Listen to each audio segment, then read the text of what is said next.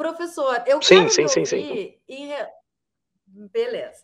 Eu quero lhe ouvir em relação a essa questão que está deixando o Brasil de pernas para o ar, que é essa, que foi primeiro essa onda de ataque às escolas, mas que a partir daí se gerou uma rede de fake news em torno do assunto e se instaurou um pânico social que está sendo dominado pela extrema-direita, como a gente estava conversando com o vereador Túlio, acho que tu conseguiu ouvir um pouquinho da conversa, e há uma preocupação extrema, primeiro em relação do que fazer em relação ao problema concreto, que é o ataque às escolas e a radicalização dos jovens, né? A cooptação dos jovens pela extrema-direita, mas também como controlar o pânico social e não deixar que isso, além de atrapalhar a solução deste problema, também venha a desestabilizar, por exemplo, o governo que recém começou,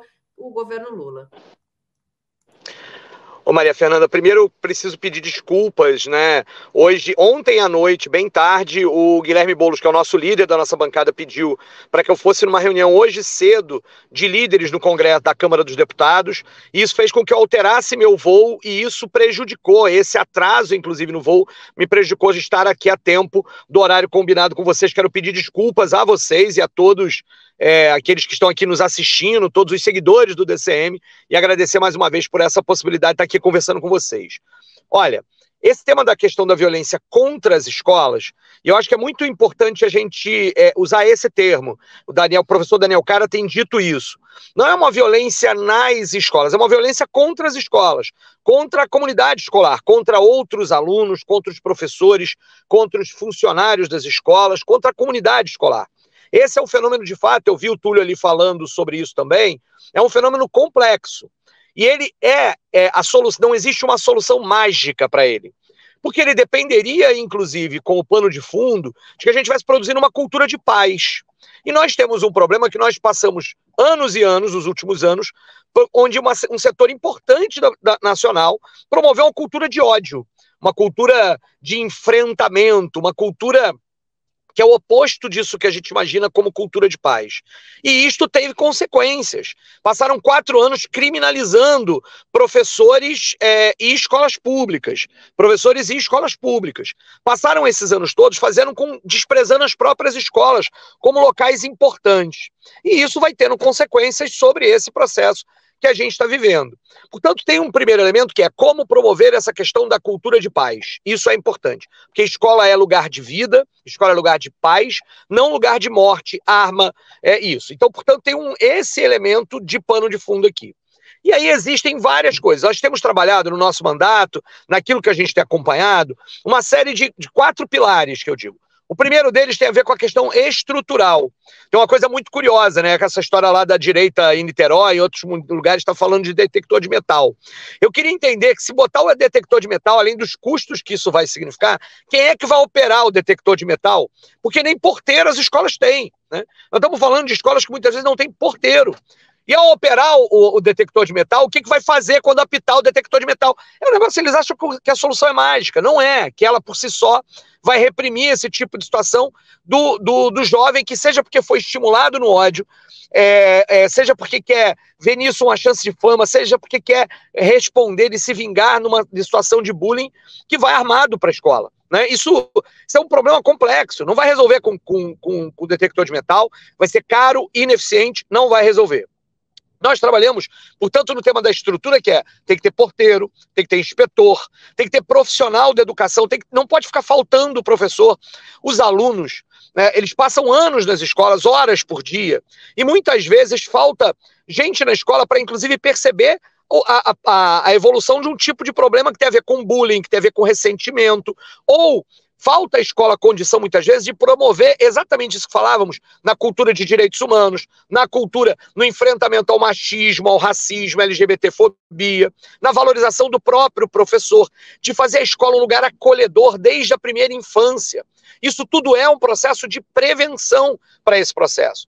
Mas além da questão da estrutura disso que eu estava falando, de inspetor, porteiro, nós temos leis aprovadas, é uma lei nacional, a 13.935, que tinha prazo, né, e o prazo já está vencido, embora a gente tenha vivido a pandemia no meio do caminho, para que todas as escolas públicas no Brasil fossem atendidas por equipes multidisciplinares. Não se trata de colocar um psicólogo em cada escola. Isso só iria patologizar todos os problemas da escola. Mas se trata de colocar equipes multidisciplinares, com psicólogo, assistente social, pedagogo, professor, né, que possa atender um conjunto de escolas. Aqui no meu município, no Rio de Janeiro, esse programa até existe, mas o problema é que às vezes você tem uma equipe de 4, 3 profissionais para atender 200 escolas. Aí não dá, eles não conseguem, né? Além da estabilidade muitas vezes, faltar relação com a rede, uma série de questões. O nosso problema no final vai bater em outra coisa. Esse Estado brasileiro, que está há anos economizando com os servidores públicos, que está sucateando a educação pública, isso tem como consequência, uma delas, esse processo de violência nas escolas. As equipes multidisciplinares seriam aquelas que seriam acionadas pelo conjunto da escola quando identificam um problema. Seriam aquelas equipes capazes de estar em cada escola para tentando identificar esse tipo de situação e em diálogo com os pais, com a comunidade, com a família, com o bairro, com a própria escola, contribuir para a solução desse tipo de problema.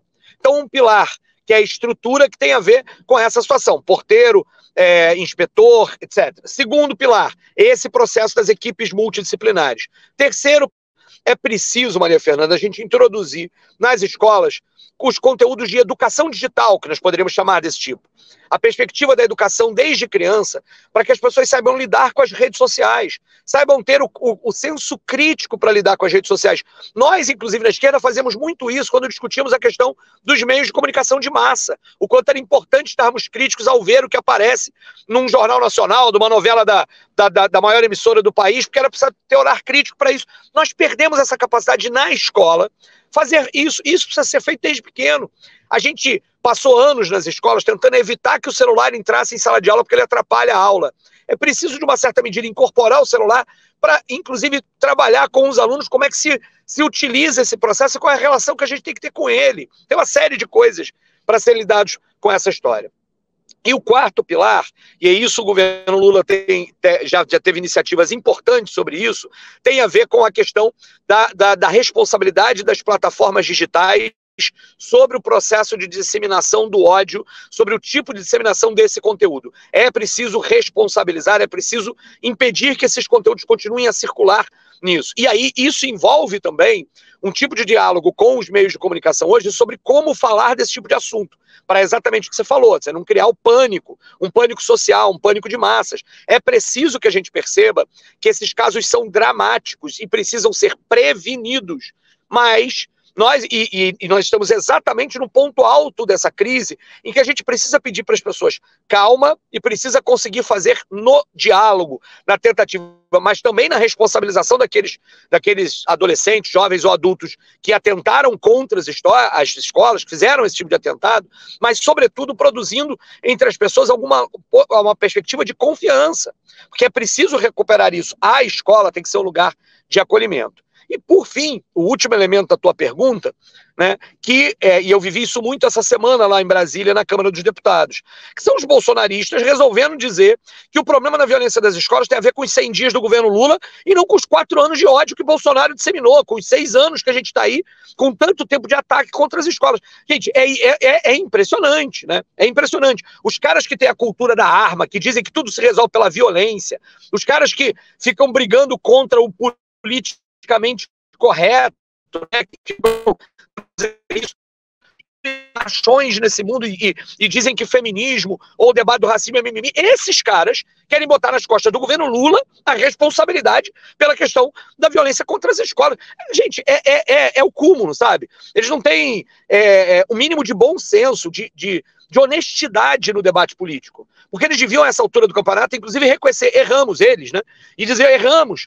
E nós devíamos dizer também estamos fazendo pouco diante do que é necessário para que as escolas sejam lugar de acolhimento. O que não dá é para eles acharem que os 100 dias do governo Lula foram os que causaram isso. E aí sim, eles aproveitam cada coisa que acontece para tentar desestabilizar o governo Lula, tentar desestabilizar a democracia, que essa é uma outra elemento. Para eles, o processo é de autoritarismo o tempo todo, né? Qual é a solução para eles? Escolas cívico-militares, militarizar a vida, mais armas. Como é que vai resolver o problema das armas? Botando mais armas. É um negócio, sabe, fora de qualquer né, e de gente que nunca pisou na sala de aula, para entender como é que isso funciona nessa história. Tem gente lá em Brasília falando que cada porteiro em cada escola tinha que ter uma arma. Falei, primeiro que não tem porteiro em tudo quanto é escola, esse é o primeiro problema. Segundo, é que você imagina, por exemplo, lugares aqui como o Rio de Janeiro, você ter porteiro com arma na porta da escola, vão virar alvo, inclusive, dos grupos armados para roubar as armas desses porteiros.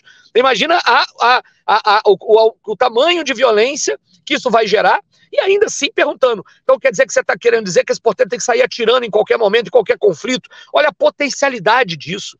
Eles não têm a mínima...